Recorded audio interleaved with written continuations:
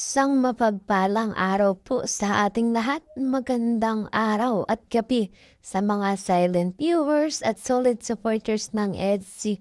Mega love shoutout po at kamusta po kayo? So yun, may panibago na naman po tayong pag-uusapan at tatalakayin ngayong araw mga kalingap.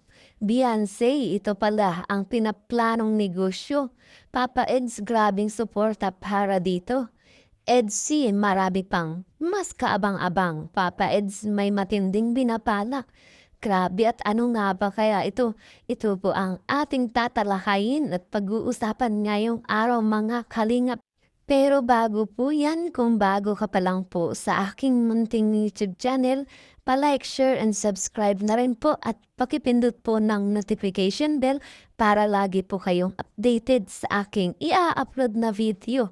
At paalala rin po, bago po tayo magbigay ng ating mga komento at opinion, Tapusin po muna natin ang kabuuan ng video para nang sa ganun po akma po ang ating i-comment mga kalingap. At lagi ko rin nga pong hiling sa inyo, suportahan po natin ang mag-ama na matubang sapagkat napakaganda nga po yung pinapakita nila sa atin. Mga pagbibigay saya at tulong sa ating mga kababayan suportahan po natin at i-marathon mga kalingap. Nang sa ganun nga po mas marami pa po silang matulungan, lalong-lalo na nga po dyan sa mga kapos sa pangangailangan malingap po nila. At suportahan din po natin ang kanilang may bahay na si Ate Edna Vlogs at Jackie Tapia. Huwag po sana tayong magsasawang sumuporta mga kalingap. so yun, balik po tayo sa ating pag-uusapan at tatalakayin mga kalingap.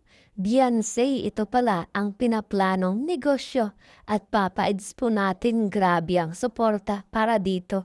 EDC, marami pang mas kaabang-abang. Papaids natin may matinding binabala. At dahil nga po mga kalingap, grabe nga po yung mga kaganapan ngayon sa EDC at mas lalo pa nga pong kaabang-abang pa at mas lalo pa po tayong pinapakilig ng EDC mga kalingap. Kahit sa kabila nga po ng lahat talagang itong si Beyonce natin binabash pa rin at siya nga po nasasaktan na.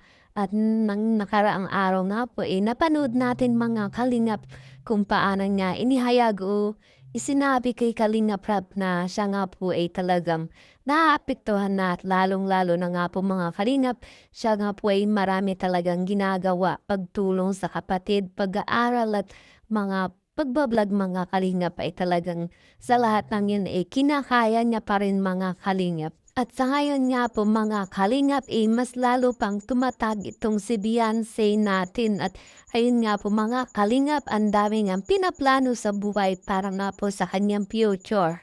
At syempre po hindi talaga nawawala yung suporta ni Kalingap Edo sa kanyang mga kalingap.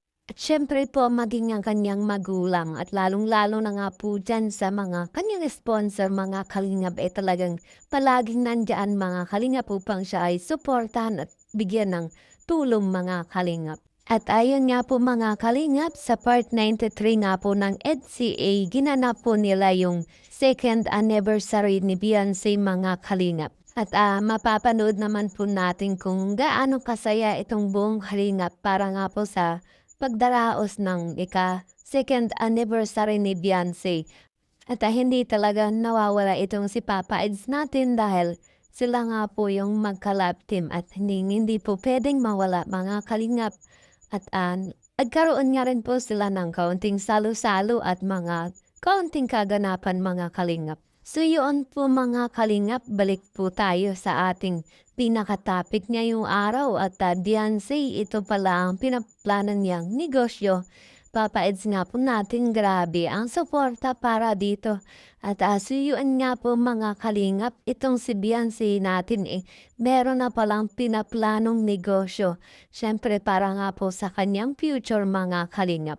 At papaids nga po natin, grabing suporta nga po dito kay Beyonce at nagbigay pa nga po siya kay Beyonce ng mga idea kung paano niya ito gagawin o pagpaplanuhin mga kalingap. Meron ka naman nung nakaraan yung sa ano mo, yung pudge mo ba? Yung nasa Kirapul. Yung sa ano, Nakakatuwa nga eh. palaman. Bihira yung Hindi, ganyang bata. ano lang yun, sa ano man din yun, parang sponsor din na nag-ano. Mas maganda bagay yung ano yun sa akin. Pero yung naano ko ngayon is yung bagang mga gown na nagagamit ko. Oo nga, alam Yung ko. mga naiipon baga ko. Alam mo na ba kayo? Alam ko yun, nakita ko yun. Ibang business ko eh. Ikaw, ano yung mga ano yung business na gusto mo? Business na gusto Kasi ko. ano, hindi ka kasi mahilig magkwento ay. Siyempre, sa ano lang siguro, sa vlogging, yun lang ngayon. At nag-iisipan ko pa masyado at nag-aaralan ko pa. At wala pa masyado eh, sa vlogging, saka business ko, ikaw, yun, ganun. Wala na ba? Kasama pa ako sa business mo. May business mo na pala ako. Dapat ano, mag-invest ka na din para sa business mo. Kasi yung YouTube baga, hindi pa nga buhay. Paano yung future natin? Charot. Huwag ka mag-alala, nag-aaralan ko pa naman yan. Hindi naman tayo nagmamadali sa ano. Unti-unti kong pinag-aaralan yun. Para kung sakali man, hindi prepare tayo, di ba?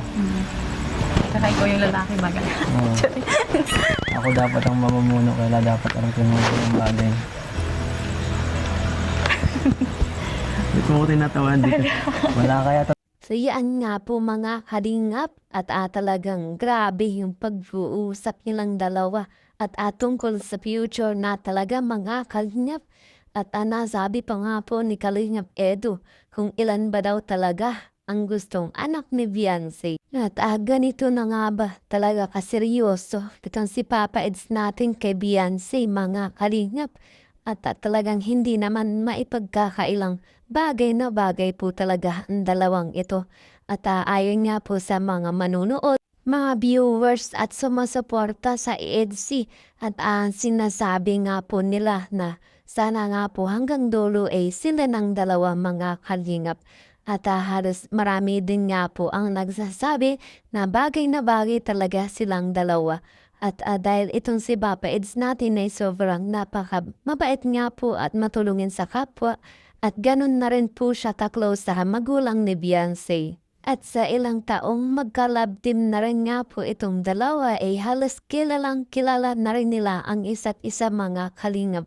Kaya wala nang dapat pang ipag-alala pa mga kalingap. At yun nga po mga kalingap, Papa Eds po natin ngayon ay talagang focus muna sa kanyang pagbablog at sa kanyang pagtulong sa kapwa mga kalingap. At syempre hindi pa naman po huli ang lahat at kailangan niya pa rin pagtuunan yung kanyang ginagawang pagtulong mga kalingap sa ngayon.